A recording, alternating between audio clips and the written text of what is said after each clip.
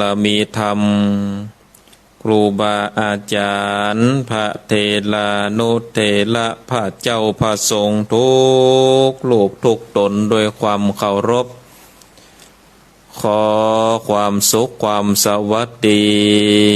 จงมีแก่ศรัทธาญาติโยมท่านสาธุชนพุทธบริษัททั้งหลายมาปะกันละเนอมาปะกันแล้วกับช่วงเวลารายการมรดกธรรมล้านนาดำเนินรายการโดยกระผมอัตมภาพพระครูสังฆลักษณอัตรัตนสิริวัดหาริการามสันมานะตำบลต้นทงอำเภอเมืองจังหวัดลำพูนก็ได้นำเอารายการมาพบกับศรัทธาญาติโยมท่านสาธุชนพุทธบริษัททั้งหลายในวันพุธวันนี้ก็ได้มาพบกันในวันพุธที่13เดือนสิงหาคมพุทธศักราช2568ก็ได้อยู่ด้วยกันวันนี้ก็อยู่ด้วยกันเมินน้อยเนอะศรัทธาญาติโยมกูเตือนี่เราจะได้อยู่เวลาตี 4ถึงตี 5แต่วันนี้ท่านอาจารย์พระครูอภิวัฒนวิกรมผู้อำนวยการสถานีได้มอบหมายคืออาตมภาพได้อยู่กับศรัทธาญาติโยมท่านสาธุชนเฮาท่านทั้งหลายไปจนถึงเวลา 6 โมงตั้งแต่เวลาตี 4ไปจนถึง 6 โมงจะอยู่ด้วยกัน2 ชั่วโมงด้วยกันก็จะอยู่ด้วยกัน2 ช่วงเวลาเนาะศรัทธาญาติโยมท่านทั้งหลายก็เทศน้ำเทศธรรมแบบปืนบ้านล้านนาแล้วก็ได้บรรยายอู้จากันไปเปิดสายอู้จากันไปเนาะศรัทธาญาติโยมท่านทั้งหลาย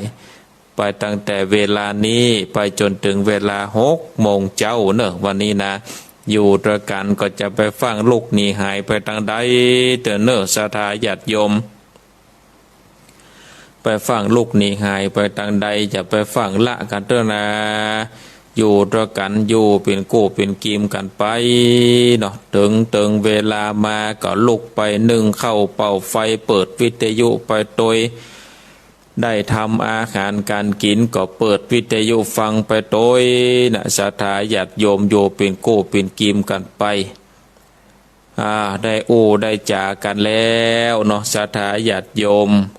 เราจะได้ย่อมจิตย่อมใจกันก่อนเนาะจะได้ไหวพระจะได้กล่าวกรรมปูจาพระรัตนตรัยปนมมือกราบหนึ่งกราบสองกราบสามอิมินาสกาเลนะพุทธังปูเชมิอิมินาสกาเลนะธัมมังปูเชมิอิมินาสกาเลนะสังฆังปูเชมิอะระหังสัมมาสัมพุทโธภะวาพุทธังภะคะวันตังอะภิวาเทมิกราบสวากขาโตภะคะวะตาธัมโมกราบสุปฏิปันโนภะคะวะโตสาวกสังโฆสังฆังนะมามิกราบนะโมตัสสะภะคะวะโตอะระหะโตสัมมาสัมพุทธัสสะ นะโมตัสสะภะคะวะโตอะระหะโตสัมมาสัมพุทธัสสะนะโมตัสสะภะคะวะโตอะระหะโตสัมมาสัมพุทธัสสะอิติปิโสภะคะวะอะระหังสัมมาสัมพุทโธวิชชาจารณะสัมปันโนสุขโตโลกเวโทอนุตตโลปุเรสะธรรมสารติสัทธาเทวามโนสานังพุทโธภะคะวะติสวากขาโตภะคะวะตาธัมโมสันทิติโกอากาเลโกเอหิปัสสิงโกโอปันนะเยโกปัจจตังเวทิตาโพวินโยเหเตโสปฏิปันโนภะคะวะโตสาวกสังโฆโอโชปฏิปันโนภะคะวะโตสาวกสังโฆญะญะปฏิปันโนภะคะวะโตสาวกสังโฆสัมมิจิปฏิปันโนภะคะวะโตสาวกสังโฆญะเตทังจัตตาเลปุเรสะยุคเนอัตถาปุเรสะปุคละเอสะภะคะวะโตสาวกสังโฆอาหุนายโยปะหุนายโยตะเกนายโยอัญชเลกาละนิโยอนุตตลังปุญญเขตตังโลกัสสติสัตตุสัตตุภะปัญญาปะละเม30ตัสสัตตุภะปัญญาปะละเมวัดแวดล้อมเวเลญญาปะละเมล้อมละวังเดศิละปะละเมบังขอกดาบเมตตาปะละเมผาแป้ตังเปินตานะปะละมีคือเป็นผืนตั้งต่อโอเปกขาปะละมีคือก่อเป็นเวียงเล็กเนคขมาปะละมีคือก่อเป็นกำแพงเปกสัจจะปะละมีคือแวดละวังเดเป็ดไม่ตายขันติปะละมีกายเกิดเป็นขอกดาบบางนาไม้และปืนไฟอาทิตฐานาปาละมีพันผ่าไปตกหนตกแข่งแข่งแข่งแรงแรงป่าฟุ้งมันผีสางภายเพตกที่พบที่ปังไปนี่นางแม่ทอละนี่อัศจรรย์โสสะเหมือนฟันอยู่ข้างข้างน้ำนาทีนองกวางต่อกวางแตกตีฟองนานองนานอกกลายเป็นข้าวตอกดอกไม้มาถวายปูจาพาแก้วแก่นไทยสาทันพาพุทธังเลยจุกมาภายโพดจุกอนุญาตโตดโพดผูกขาแต่เดเลนางแม่ทอละนี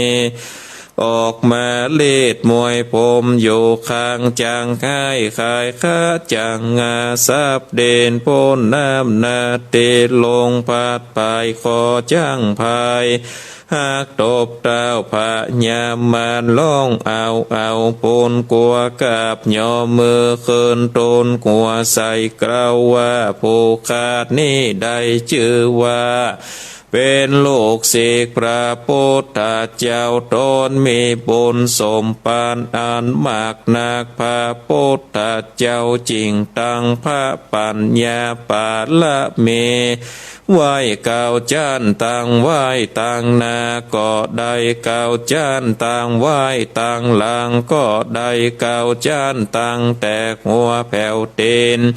ก็ได้เก่าจานต่างแต่ตีนแผ่วหัวก็ได้เก่าจานแสนว่าโลกปืนจักมาเสมอเหมือนดังฝนแสนหา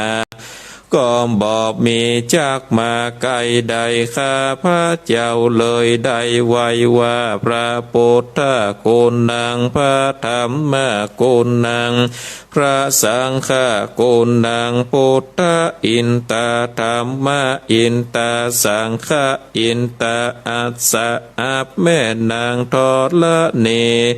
ผู้อยู่เหนือน้ำผู้อยู่ก้ามแผ่นดินกันว่าผู้ข้าได้ละเนื้อเกิดเติงโกนพระพุทธเจ้าโกนพระธรรมเจ้า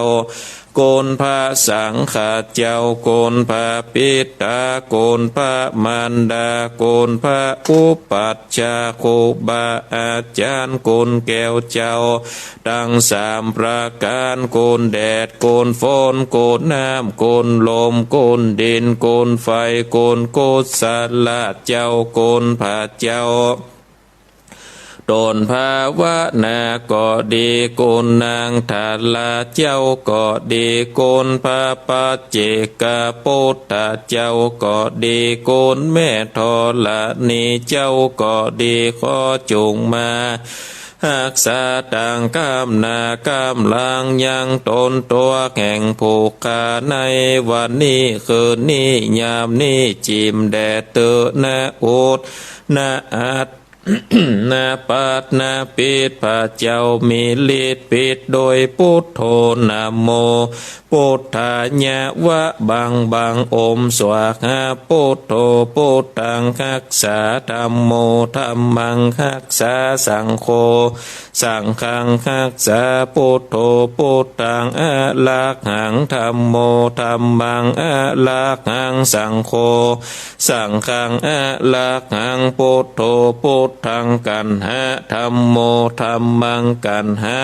สังโฆสังฆังกันหะพุทโธเมนะโถธัมโมเมนะโถสังโฆเมนะโถอายุวันโนสุขังพะลังกราบหนึ่งกราบสองกราบสามศรัทธาญาติโยมพุทธบริษัททั้งหลายเอาได้ไหว้พระได้กล่าวกรรมปูจาพระรัตนตรัยได้สวดสรรเสริญคุณพระพุทธเจ้าคุณพระสัทธรรมเจ้าคุณพระสังฆเจ้าตลอดถึงได้สวดปารามี9 ชั้นตามแบบของครูบาเจ้าศรีวิจัยเป็นสิ่งที่ย่อมจิตย่อมใจเฮือเขาพร้อมที่จะได้สดับรับฟังพระสัทธรรมเทศนาแบบปืนบ้านล้านนาละเนาะศรัทธาญาติโยมวันนี้ก็จะได้เทศน้ำเทศธรรมแบบปืนบ้านล้านนาเรื่องใหม่ละเนอะวันนี้จะเทศธรรมจันทประโชตก็มีทั้งหมดอยู่4ภูกนะธรรมจันทประโชตนี่นะก็จะได้เทศน้ำเทศธรรมวันนี้ผูกตัวหนึ่งคือกับศรัทธาญาติโยมป่อออกแม่ออกป่ออุ้ยแม่อุ้ยป่อน้อยป่อหนานศรัทธาท่านทั้งหลายที่ได้เปิดเครื่องวิทยุสดับรับฟังก็ดีตลอดถึงศรัทธาญาติโยมที่ได้เปิดทางสถานีอินเทอร์เน็ตก็ดีฟังทางเฟซบุ๊กก็ดีหรือว่าศรัทธาญาติโยมที่กำลังเดินทางเพื่อที่จะได้ไปถวายเตียนกับทางสถานีก็รถก็มีประมาณ30 ปลาย40 ปนศรัทธาญาติโยมที่จะได้เดินทางไปที่จังหวัดกาญจนบุรีเพื่อที่จะได้ไปถวายเตียนพรรษาปีที่18เนาะข ของตังสถานีวิทยุก็หลายกันก็กำลังจะเดินทางตามจุดนัดหมายที่ท่านอาจารย์พระครูอภิวัฒนาวิกรมได้แจ้งไว้ก็ได้ฟังธรรมกันไปโดยก็มีเนาะเอาละเนาะศรัทธาญาติโยมก็เชิญชวนท่านทั้งหลายได้ตั้งอกตั้งใจสดับรับฟังพระสัทธรรมเทศนาแบบปื้นบ้านล้านนาจันทประโชดผูกทวนหนึ่งเป็นลำดับต่อไป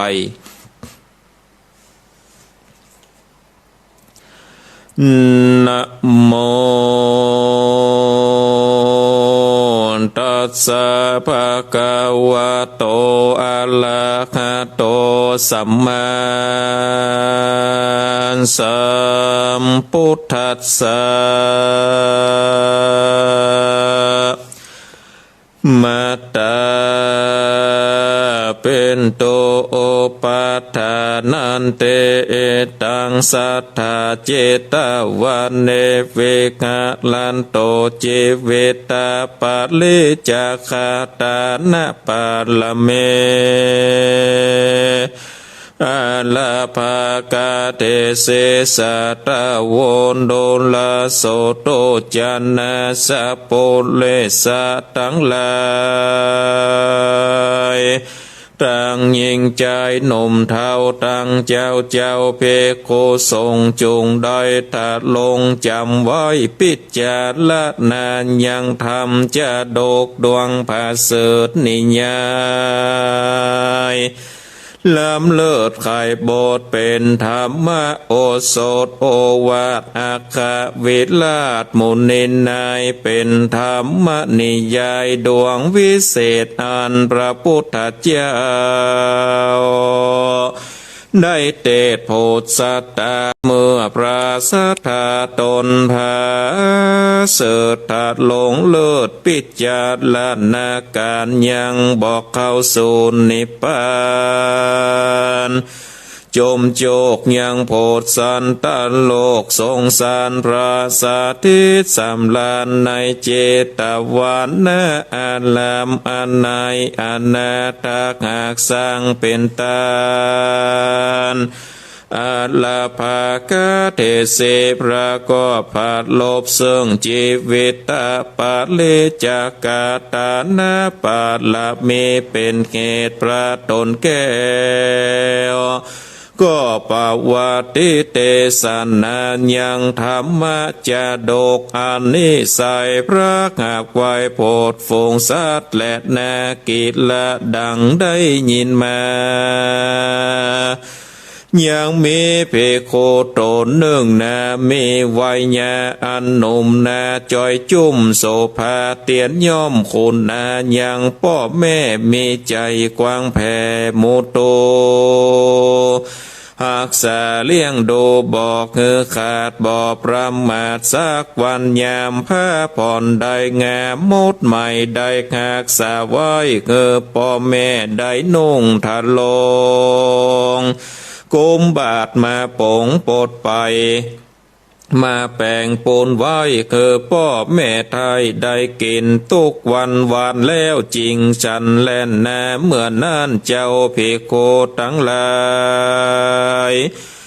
มวลโมบรอมตกผู้เตียนตีเป็นกรรมทะเลลายหลากว่าพิษพวนจากเวทในเตียนย่อมไปปินทิบาทมาเลี้ยงอาจโคนขาหัดตั้งวานกวนเฮาจวนกันเอาภิกขุตนนี้ใส่ไปขับไว้ตนสารยังพระสัทธาเป็นเจ้าและนากันเจ้าภิกขุจาการสันนี้แล้วก็รีบสาวแววจองจุงแขนจากแล้วแควนโปรดสันใสเข้าไปกราบไหว้พระสัทธา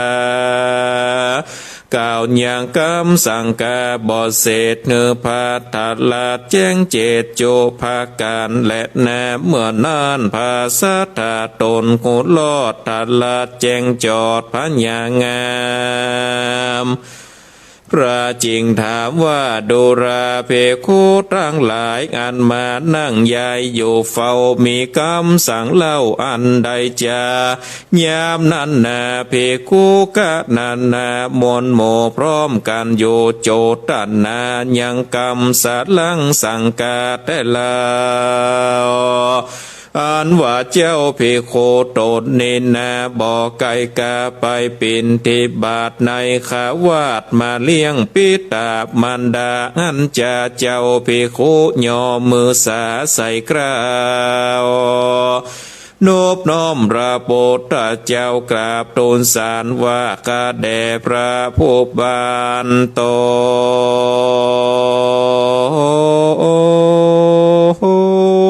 นอันประเสริฐกรรมอันล้ำเลิศมีแต่บ่สังกาเจ้าเพโคขันนันนาคากราไว้และนาเมื่อนอนประสาปัญญูตัญญาณตนวิเศษถามอย่างถ้อยเงตลัดทองว่าต้านเลี้ยงคนขาขาดฝูงอื่นอันมาลื่นลมเกยอันจามาตาปิตาภิกขุตนนั่นวันตาอภิวาทโนพระบาททูลสารว่าข้าแด่พระผู้บานเป็นเจ้าตนเป็นเกล้าติโลกาคนขาขาดนั้นนามีกุลเต้าฟ้าหากเป็นพ่อแม่ข้าแต่ดิเลกวนผานีมีมากผู้ข้ากวนยามมากแหลดนาเมื่อนานพระพุทธเจ้าตรัสแจงเจจริงกล่าวแจงเหตุว่าจะว่าภิกขเวดุราภิกขุทั้งหลายอย่าได้ประมาทกะทำขายลาดติเตียนอย่าได้เบียดเบียนดูยอบว่าภิกขุตนเนบอดชอบวินัยกาลาพ้นไปเหมือนมากนาบได้หากเหมือนนานปันติตาอาจารย์ฝูงเมพญาอันพาเสดมีใจกว้างเกิดทักษะได้ลุมลายังพ่อแม่บอดนายแนงบอกหักชีวิตแห่งตนตายต่างอยู่ในกลางแหล่งลอยแก่ป่าไม้ดงนาอันเทวดาโยกุลมากพระอินตาหากรรมสมปานวัดนั้นแหละนาพระพุทธเจ้ากล่าวเท่านั้นแล้วก็ข้าพระอุบแก้วบ่อเจียนจาตินั่นนาเจ้าภิกขุตนองค์อาจอันจบฉลาดโดยโวหารก็นำมาสาการกราบทูลสาลาท่านนาว่าข้าแด่พระสัทธาตนผ่านแผ่วอาติตธรรมอ่านหลวงแล้วบ่ภาโกฏหันมาขอพระสัทธาเป็นเจ้าจงปิจารณาเทศนาเล่าแก่ผู้ข้าต่างหลายบัดนี้แด่เติบเมื่อนานพระพุทธเจ้าก็ได้เทศนาเอาอาติตาปาลาภมีญาณตามธรรมนิทานมาเทศนาว่าภิกขเวดุราภิกขุทั้งหลายตนอันเป็นสายอาเลญาจาตอาลาคันตาอาทิเตกาเลภิกขเวเมขาวตินาขัดลาลัดจังกาเลเสลัตตนากถาตาสะสะอาคามาเกเสพิลัมมามาขาลาเจบมาขาลันทาอาโกเสภิกขเวดุราภิกขุทั้งหลายในกาลอันล่วงแล้วไปนานยังมีปัลลมะผู้บานตนสะอาดเป็นเจือจาดกษัตตาเป็นมาหาลาจาตนใหญ่มีนามไว้ว่าเมขวเดสะเวยสัมปติดีเสพสร้างเมืองมิ่งกวางเมฆวันดีก็มีแลสาส่วนว่านางเทวีแห่งเจ้า ก็เป็นเจือจันกาสตาจือวาลัตตนากาทากักลัตตนาข้าพาเหล่าเลิศล้วนราคานาตกตวนโสภาวิโลดนางนั้นโสดบุญเมทานลงปัญจาการละยาเนคาแก่งอุดมปิมแป้งอิทธิเป็นลาชะเทวีเตรียมดาวโยดเยื่องยาวเสงสาแห่งราชาพระบาทพระภูวนาถภูมินทร์และนาส่วนเต้าพญาในจมโปเตียบเตจูดาวเขเต้าขาบสมปานบอกมีปอนนาการนอมนาวถวายตันเต้าเป็นนิลันโดยเตจะพระนักทานเลืองสาลาภานุภาพปัทวีและนาตโตโปเตสะโตจาเวตัวโตสิตาสาวาเนนิงคาคิตัวในกาลนันนอพุทธังกุลตนบุญมากก็โจติพระโตสิดาลงมาเกิดในกำเนิดแห่งของยังขับพาต้องลาเจเทวีได้สมสะเลวดีสะอาดนางเต้าอาจรัตนาขับพาเล่าแต่นาตาโตปัตถายาแต่นั่นไปนาอันว่านางนอนลาลาตานาคาพาโสกันนาแก้วยอดนางกอดตอดฟันคันแจงเจตว่าเต้าสักสเนตปันตาเอาแก้วลาตานาดวงวิเศษแก้วติบเตศสวรรค์มาปงปันแก่นางนาไทยนางขับเอาไว้กับตนเคาะไปบนโหนอากาศลมปัดฟาดปิวไปโตกแดนไก่เย็นวิ่งไปลนจริงขึ้นมานางพญาสะดงตื่นแจงเจ้าจื่นขะจังฝันนางไวพระนักทันตนวิเศษเงินใดแจงเจตจุประการพระผู้บานทันลาดแจงแล้วเต้าตนผ่านแผ่วจริงคนนาคือขามาอย่างนักผาดต่างพรามมนาจาดหมอดตวายมาแล้วตนแก้วถามดูเขตยังโอปเตศแห่งกำฟันกอบมีขันและนาเมื่อนานพรามนาจารนักผาดก็โทนพระบาทตรัยสารว่าข้าแต่พระผู้บานเหยอยู่เก่ากำฝันแม่เทวีเจ้าหากมีโกนคอยสาตนบนอันพาเสดใดมาเกิดในต้องแม่เทวีจากได้ผาปัตตเวลุ่มฟ้ามาผาโลกและจมโปและนาเมื่อนานพระนาลินจมจื่นลางวันยืนทุนตาลแก่พระมานาจารย์นักผาเต้าทิลาดเข้าเมื่อก็มีขันแลนนาส่วนเต้าลาจาทิลาดก็ปงโอกาสคนนาแก่ลัดตัดนาขับผานาดนองได้รักษาลูกในต้องโดยสวัสดีเหมือนนั้นแลนนาโสปิโคจำเนียนแต่การนั้นไปนาอันหวานนางกำพาเทวีความวิตักมีใจใฝ่มาไข่ไปแอวเลนม่วนใจในอุทญาณจริงตนสารกราบไหวพระบาทให้ตนเป็นโพข้าแด่พระโยเนื้อหัวตนบนใหญ่ข้าน้อยมากไฟพาธนามีสิเนคาไข่ไปแอวเลนไปดูป่นเต้นข้าฟ้อนที่สวนอุยญาณขอพระองค์คานตนผ่านแพ้จงเหือแล้วกำพาธนาแด่เติกอาทะลาจาในกาลละนันเบื้องบันเต้าเมฆวัดดีได้ยินมากเหสีกล่าวกราบไหว ตนตันไทยจริงคนนาเหตุมีกรรมสิเนกหักยิ่งในต้องแก้วมิ่งมาเฮเสจริงเรียกเศษนาบอนเดผู้ใหญ่อันตันสั่งไว้ต่างตาม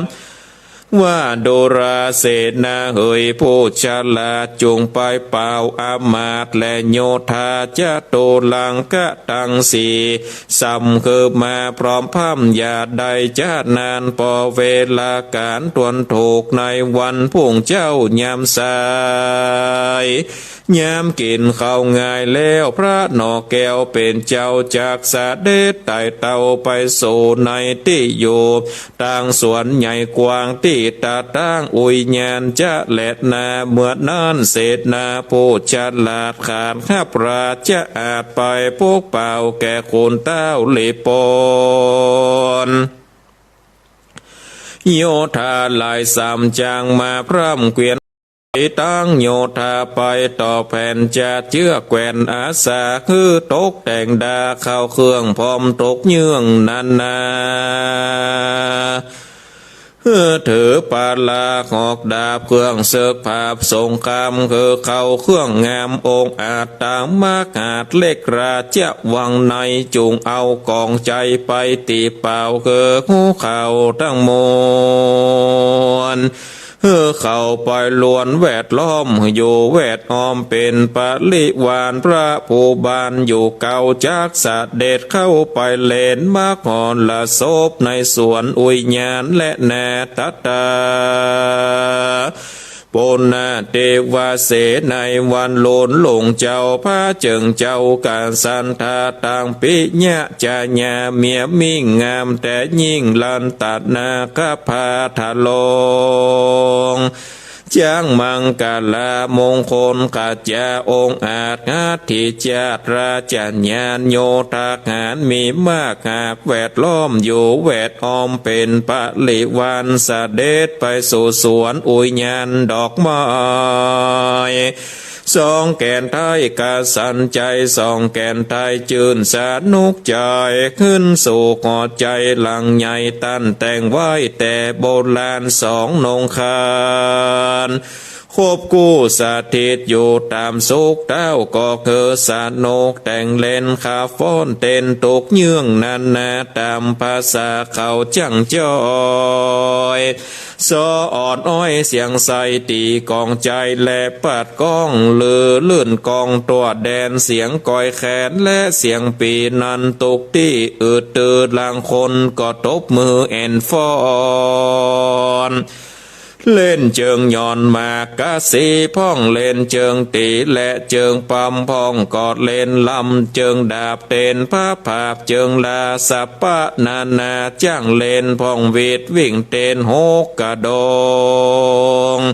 พ่องเอาตัวลงไปต่ำเอามือย่ำเตียวเตียนยางพ่องกอดเล่นคว้างเหมือนโวยพ่องกอดลงลุยกองไฟอันใหญ่พ่องกอดเล่นจนไก่และจนควายบางพ่องนอนง่ายกิ้งเกือกต่ำเข้าเปลือกเหนืออกพ่องวิ่งโยนตกต้นไม้เอาตีนก็ไว้ตามเปิงใจเอาเชือกเคืองไว้เตียวไตขาบน้ำใส่บาไปป่าไปตามสบายพ่องกอดลอดบ่วงไว้และบ่วงดาพ่องอาปากกาเปลือนเหือพ่องก็กุมเถือปาดจีนตาปอดเลนควักตายามแลกยาเมียงมาพ่องบิดสากเธอเป็นน้ำลายไหลตกลางพ่องโยกยังดาบหกมาแมบกาบคอนวินเฮียนกาบินอากาศมือกากวาดไปมานางเจิงสีปาเล่นงูเขาพ่องเล่นขี่เต่าจนกันพ่องหุนหันงูเงือกเงี้ยโอเขือกแล่นไปมาสะปะสิปะเขาจ้างเล่นพ่องกินเหล้าเต้นเมามัวขมฝาดนัวเข้มคืนละเลงจื่นเจยใจล่างสาวไปสะพูดนั่งเป็นหมู่ฟูจากการสนุกเนื่องนานเมาม่วนเขาบอกใครด่วนไปยังเฮือน3-4 เดือนลัดรวบ2-3 ขวบเป็นคืนเดียว ป่าดงเกี่ยวฟื้นนันนมไว้ตกพุ่มผ่านนาไลกันตาวันใสตกต่ำอ่อนจอนนกหากรสวาสวาจับไม้เลี้ยงกาดยามตะวันกาค่ำแล้วสองนอกแก้วจริงลานอนและนาตาสะมิงปะโจปันนากาเลถึงลอยตีเกิดนานจากไก่ลูกนางตาวมงฟันหันปูนอาสะจันโดนหลากเป็ดเนมิดหากปูนกัวเจนและนาอันว่ากำฟันแห่งนางนั้นโสดแกนโดเป็นโตดและเป็นกรรมฟันว่าใจผู้นึ่งดำคราคร่ำเนื้อมันกำผิวตานใจกากานใจจากำปากกาเสียงแข็ง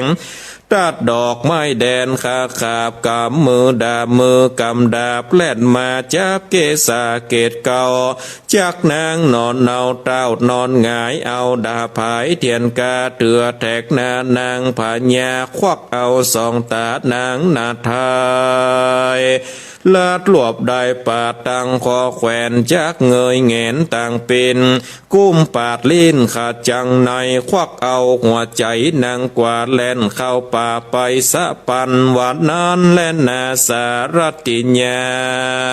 วิภาเยตัวกันว่าลายที่คืนนั้นล่วงแล้วอันว่านางแก้วตื่นขาดจังฟันสลีโสพันใจสั่นใจนางปันเมาโมตกใจกลัวมีมากเหตุนั้นหากหันมานางทนปาตาพระบาทเจ้าแล้วก่อนเล่าแต่เก้ากรรมมาคือพระกษัตริย์แจงเจตยังเดมิดเหตุฟันจุอันและนาตาโตราชาส่วนพาปาพิตาทิลาเจ้าต้นภาพเดาปุเลได้ยินลาจะเตวีบอกเหตุตามอุปเทศกำฟันพระนักทานตนยศยิ่งเต้าตนจริงหามายังโมกโหลาพระมณเปตอ่านจบแจ้งเจตมาตันมาตอยกำฟันก็มีขั้นแหลดแน่เมื่อนั่นพระปาโลกิตาขึ้นเก่ามาป้อมเฝ้าพระเมืองเอาอาจญาพระบนเลืองใส่เกราว่าคาแด่พระบาทเจ้าลาจาอันว่าผู้คาจักตำนายถวายพระบาทอันคาราชได้เขียนมาด้วยตำลาแจงเจตมาโดยังเขตกำฟันจริงเอากันตั้งเลขชื่ออาติเลขจุรามณิสารเอาเลขบวกคูณหารเอาเศษอัตเปตเป็นเก้านาวาตักเล่าเตรียมกันก็มากันเป็นโตดสัตโธพรหมาปาลาโจแถมเล่าปาปามิตรเฝ้าปัตุตวานพระอังคารและโซเลเยตเขานั่งเขตอาโปวายโยลมตามไตกันว่าเคาะใหญ่บังเกิดในเมืองจัตตาพระบนเรืองก็ได้08ทานจัตตาเมืองโกนก้านถมท่าลายดังกำต่ำน้อยน้ำจากท่วมทุธาเกิดปัดภาคตังเมืองพระบนเรืองเจื่องเงาจากได้ปัดนอนนาวลาจะเตวียังบ่เสียอินทรีย์มวยมั่งจากใดลาล่างจากปุลีนาได้3 ปีจะคืนครอบแล้วจากพระกอบโจกใหญ่แต่ใส่เกิดได้ไปลนได้ก้ามโจนนนเหมือนลาลุ่งเลืองฟ้าปราบจมโปฝงสัตว์โตจากมาคมปราบโดยเตจะอานุภาพแต่ดิเลเมื่อนั้นพระโมนีโตนองค์อาจได้ยินพระมณาจาตหมอตำนายยินผ่านภายใจตันเต้าเฟื่อนฝั่งเฝ้าไปมาเหตุหักนางลัดตันนาขับพาน้องแก้วต้นผ่านแผ่วจันลาดหูอบใบจริงโป่งอาจญาใหญ่ยังญาติแก่ฝูงอามาตั้งหลายมวลหมู่อ่านแวดล้อมเฝ้าอยู่ฝังการ ว่าดุราเสนาหารอามาตย์ฟงฉลาดอาสาจุงสร้างนาวาใหญ่กว้างแล้วได้ข้างยังผัดเดินสารเป็นพื้นคุมหอมีต่างไม้ทอและไม้ไฟเหตุบ่ตำนายว่าได้พรากจักได้เจียนจากลาจะเตวีสันได้เดได้แต่งห่างการแต่งสร้างดาพร้อมแล้วก็ตวายแก่พาตนผ่านแผ่วลาจาสวนว่าเศษนาหลายมวลหมู่เขาก็แต่งโซได้หลายโกแต่เดลีและนาการนายนาการแต่งข้างเรือเล่มกวางลาจัญญาแล้วก็เมื่อเจิ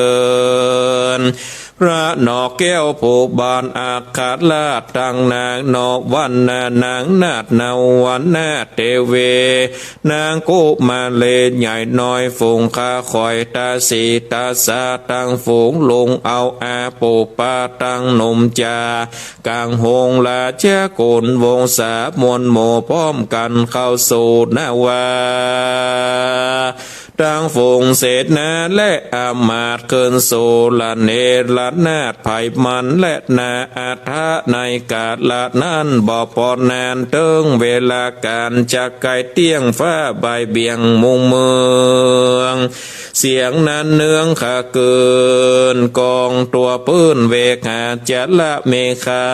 ทาละหาฝนใหญ่ก็ตกเสียงควายลาจะธานีและนาโอทากาจะละทาลา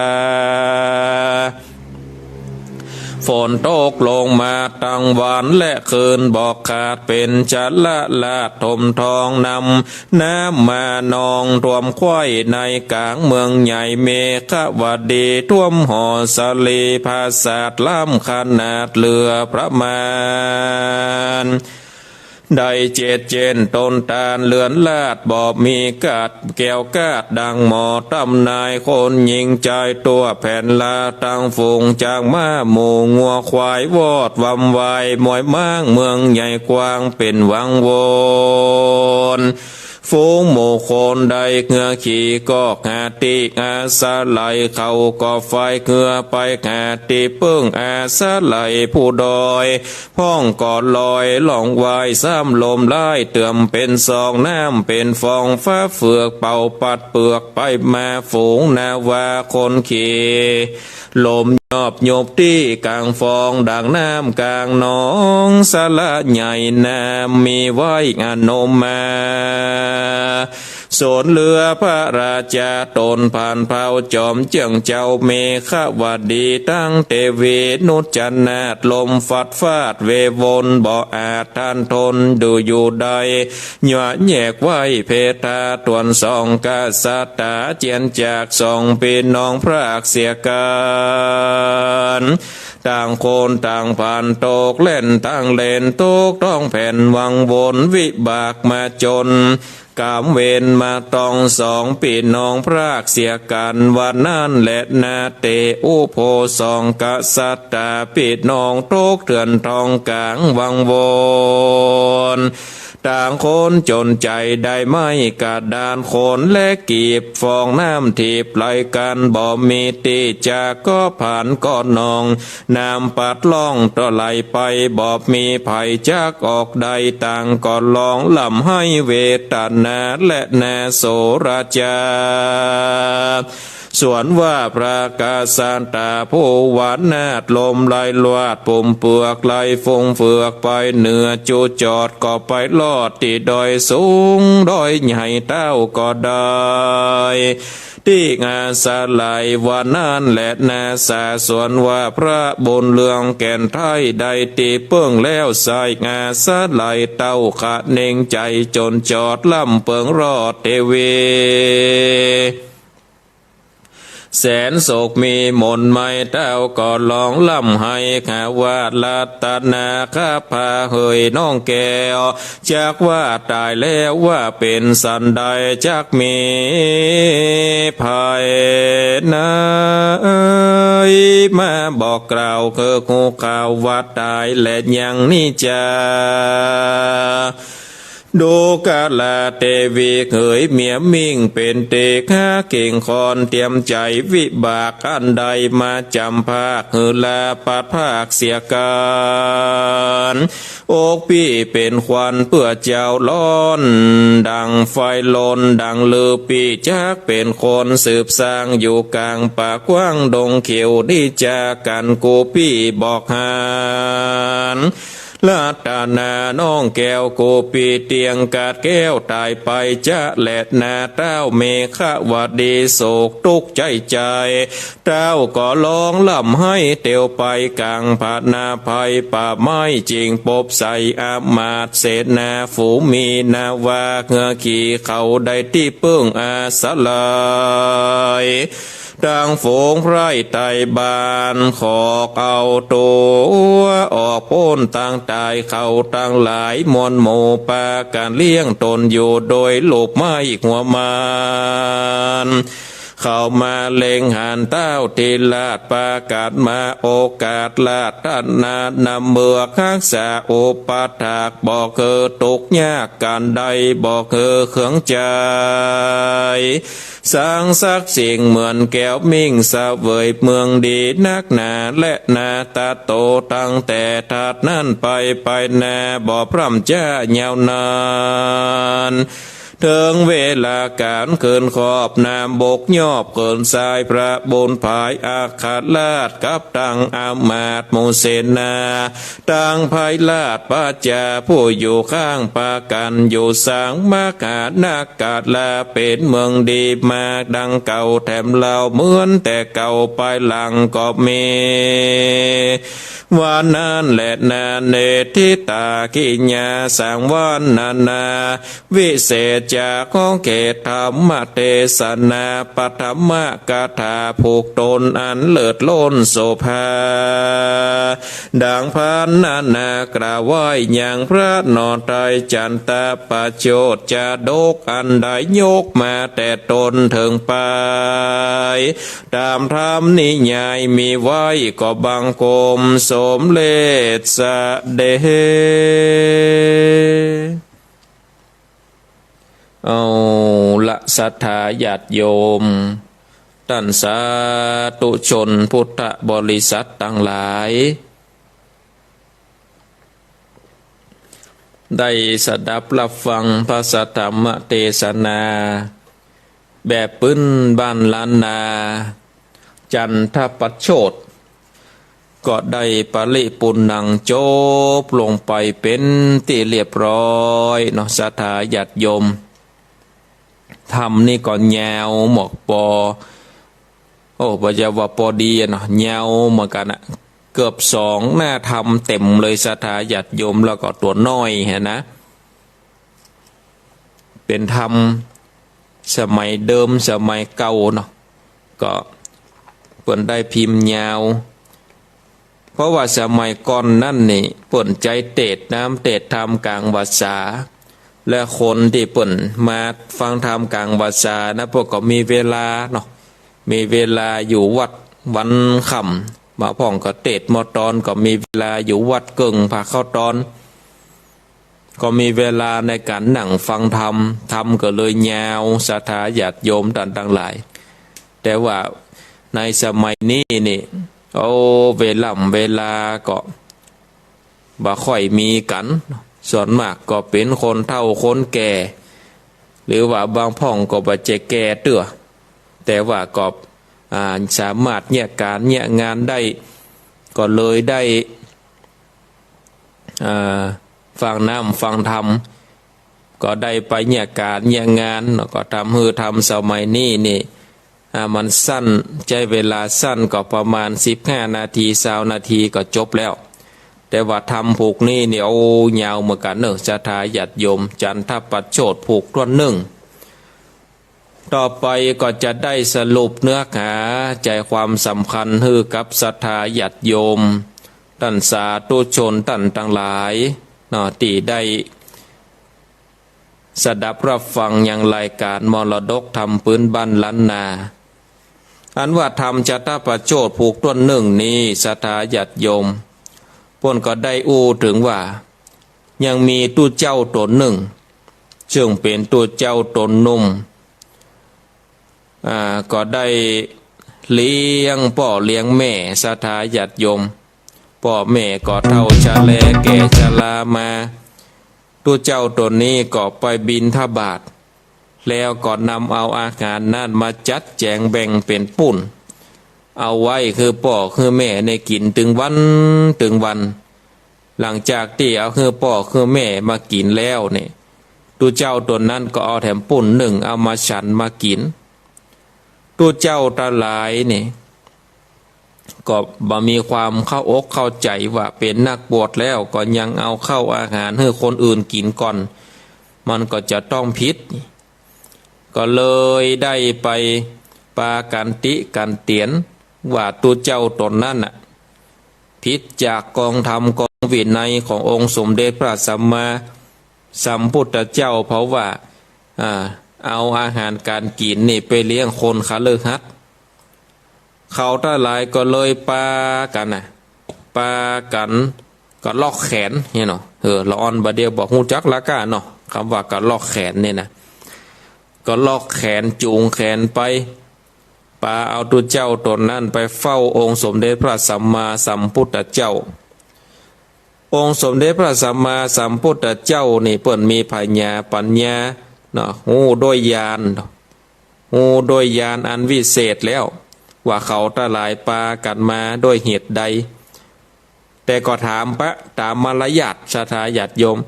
ก็ถามว่าสู่เขาตั้งหลายนี่พี่โคตั้งหลายปากันมาเต็มกุฏินี่มีเหตุอะไรอย่างจ้านี่ตัวเจ้าตัวหนึ่งก็ไว้สาพระพุทธเจ้าว่ามีพี่โคตัวหนึ่งที่ปามาเนี่ยกระทำผิดวินัยเพราะว่า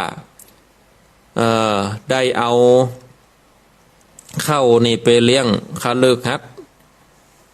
แล้วก้อยมากินข้าวมาตึงพิษนี่องค์สมเด็จพระสัมมาสัมพุทธเจ้าก็เลยถามตัวเจ้านะว่าโตเห็นเนาะถ้าสมัยน่าจะสมัยอย่าได้หัวนะแต่ถ้าสมัยเฮาเห็นเนาะถ้าสมัยเฮากันนี่ก็อย่าว่าโตเห็นเนาะตุได้เอาของกินนี่ไปเลี้ยงคฤหัสถ์คนอื่นก่อตัวเจ้าตนนั้นก็บอกว่าโอ้ไวยสาองค์พระสัมมาสัมพุทธเจ้าข้าเจ้านี่นะบอกเกยเข้าไปเลี้ยงคฤหัสถ์คนอื่นเลยที่ข้าพเจ้าเอาไปเลี้ยงนี่นะมีกระป๋อกับแม่ท่านน่ะเพราะว่าพ่อแม่นี่ก็บ่มีไผที่จะเลี้ยงจะดูลูกก็มีแต่ตัวข้าพเจ้าคนเดียวจะละคือพ่อคือแม่อยู่ข้างคนเดียวนี่เอาเป็นไปบัดได้เขาเป็นลูกกี่หรอได้คือพระพุทธเจ้าคือฝั่งองค์สมเด็จพระสัมมาสัมพุทธเจ้านี่ก็ได้บอกว่าอันเนี้ยเป็นสิ่งที่สมควรที่จะกระทำเพราะว่าพ่อแม่นี่เป็นสิ่งที่ดีที่งามเป็นสิ่งที่เขาต้องได้เชิดได้ชูต้องได้เลี้ยงได้ดูภิกษุตนนี้นี่ถูกต้องตามพระธรรมวินัยเขาอนุญาตว่าตั้งแต่นี่ต่อไปภิกษุตนใดเอาของกินบิณฑบาตไปเลี้ยงพ่อเลี้ยงแม่ก่อนนี้บ่ผิดวินัยพระพุทธเจ้าก็เลยบอกว่าบัดใจมีกะตัวเจ้าตนนี้ตนเดียวปางเมื่อสมัยก่อนนั้นนี่เฮาก็ได้เลี้ยงพ่อเลี้ยงแม่มาเมินนี่แล้วพระพุทธเจ้าก็ตุมหิอยู่บ่ปากอยู่ขั้นพระภิกขุตนฉลาดมาก่อนยอมมืออภิวาทวันตาก็ได้ขอกราบอาราธนาพระพุทธเจ้านี่ได้เทศนาธรรมได้เทศนาธรรมยังธรรมจาดกยังบุพจาตในการก่อนพระพุทธเจ้าก็เลยได้ตัดเทศนาธรรมว่ายังมีบ้านเมืองอยู่บ้านเมืองหนึ่งอยู่บ้านเมืองหนึ่งชื่อว่ามีกษัตริย์ตนหนึ่งชื่อว่าเมขาวดีอยู่เมืองเมขาวดีนั่นแหละเนาะง่ายดีเนาะอยู่เมืองเมขาวดีน่ะ แล้วก็มีนางเทวีคนหนึ่งชื่อว่ารัตนคภาเนาะนางรัตนคภาเนี่ยโอ้เป็นเมยิงติงามเนาะปัญจกัลยาณีงามห้าแห่งก็อยู่โดยกันมาศรัทธาญาติโยมแล้วก็เต้าเมฆวดีราชเนี่ยนะมหาราชเนี่ยก็อยู่ในบ้านในเมืองแล้วเต้าพญาในจมพูตีบก็ได้มาส่งบรรณาการเนาะมาส่งบรรณาการเพราะว่าเต้าเมฆวดีนี่เป็นเจือจัดนักรบมีอานุภาพไปกว้างไปในปื้นแผ่นดินหลังจากนั้นนี่นอพุทธังกูลหรือว่านอโพธิสัตว์เจ้าเนี่ยก็ได้ลงมาจุติเกิดในต้องของนางรัตนคภารัตนคภาแล้วนี่หลังจากที่ได้ต้องโยกหันแล้วนางก็ฝันศรัทธาญาติโยมในคืนหนึ่งนะในคืนหนึ่งนางก็ฝันว่าเต้าในธรรมประวัติเต้าสหัสเนตปันตาก็คือพญาอินตาธิราชนั่นเนาะคือพญาอินที่เขาเวลาได้ขึ้นเต้าตั้งสี่จะมีชัดอยู่ตั้งกลางนั่นนะบางตีก็ใจสีเขียวบางตีก็ใจสีขาว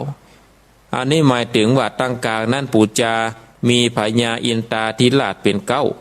เนี่ยเต้าสกัสเนตปันตาก็คือพญาอินเอาแก้วมาแก่นหนึ่งซึ่งเป็นแก้วทิพย์เดชอยู่ในเมืองสวรรค์ก็มาปั่นให้นางก็ฮับเอาเนาะนางก็ฮับเอาไว้กับตนกับตัวเรียบร้อยแล้วนี่นางก็สะดุ้งตื่นศรัทธาญาติโยมนางสะดุ้งตื่นก็เลยไปอู้ฮือกับไปอู้ฮือพระราชาฟังเนาะพญาเมฆวดีฟังเมื่อได้ฟังแล้วนี่พญาเมฆวดีก็เลยได้บอกให้พระมณาจารย์หมอตอยปุโรหิตนะได้มาทำนายตอยกำฝันของนางรัตนคภาว่าจะเป็นกรรมดีกรรมให้จะได้พระมณาจารย์ได้บอกพระมณาจารย์ก็ได้มาบกลบโกนหารตามตำราเนาะแล้วก็บอกว่าโอ้ไวยสาป่อพระบาทเป็นเจ้าตลอดถึงแม่พญาเป็นเจ้ากรรมอันพระแม่เจ้านี่ฝันนี่นะหากเป็นหอยว่าเจ้าตนบุญได้ลงมาเกิดในต้องนางแล้วกันว่าเจ้าตนบุญนี่เกิดออกมาก็จะได้ป่าปัทวีในจมปูโลกล่านี่บ่มีไผที่จะสามารถได้เปรียบเทียบกำลังของพระกุมารองค์นี้ได้โอ้อันนี้เป็นกรรมฝันอันดีเป็นบุญเป็นกุลกับบ้านกับเมืองกับป่อพญา